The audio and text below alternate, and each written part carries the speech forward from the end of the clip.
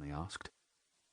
They drove past a row of terraced Victorian artisan cottages, a rather drab-looking pub called the Crown, a smithy, a cottage with a bed and breakfast sign, and a village store. The road wound steeply uphill, past detached houses and bungalows of various sizes on either side.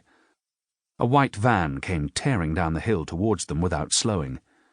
Johnny, cursing, pulled the massive car as far over to the left as he could, scraping against the bushes, and the van passed with inches to spare.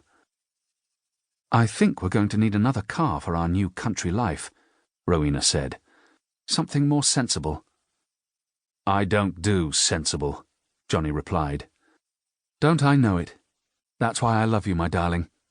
But I'm not going to be able to walk the kids round the corner to school anymore when the new term starts, and I can hardly do the school run in this." Johnny slowed the car and pulled down the right turn indicator. "Here we are. The O'Hare family has arrived." On their right, opposite a red postbox, were two stone pillars, topped with savage-looking ornamental wyverns, and with open, rusted wrought-iron gates. Below the large Strutt and Parker sold board fixed to the right-hand gatepost was a smaller, barely legible sign announcing Cold Hill House. As he turned in, Johnny stopped the car for a moment, watching in the rear-view mirror for the removals van. Then he saw it as a tiny lumbering speck in the distance. He carried on up the steep, winding, potholed tarmac drive. It was bounded on each side by a railed metal fence, beyond which sheep grazed on the steeply sloping fields. All this land belonged to the house, but was leased to a local tenant farmer. After a quarter of a mile, the drive curved sharply to the right, and they crossed a cattle grid. As they reached a gravel-surfaced plateau at the top of the hill, the house came into view ahead. "Is that it?" Felix said. "Wow! Wow!" "It's a palace!" Daisy squealed excitedly. "We're going to live in a palace!"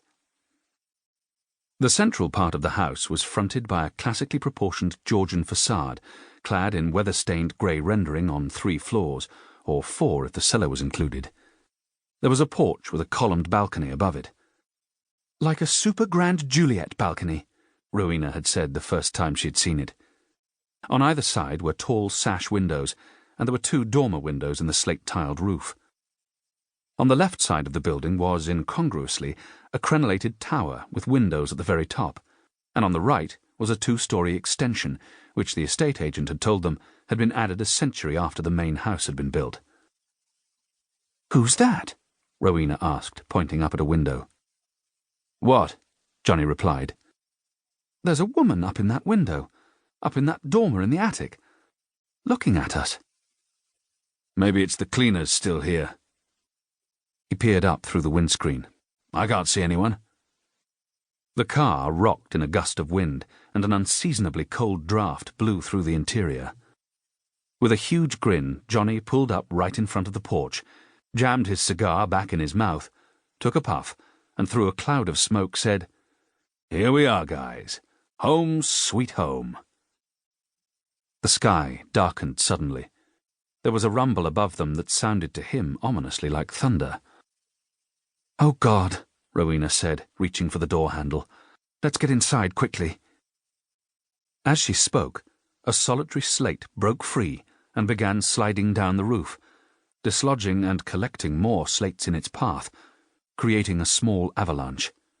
They smashed through the rusted guttering and fell, gathering speed, sharp as razors, slicing through the fabric roof of the Cadillac, one severing Rowena's right arm, another splitting Johnny's head in 2, like a wood axe through a log.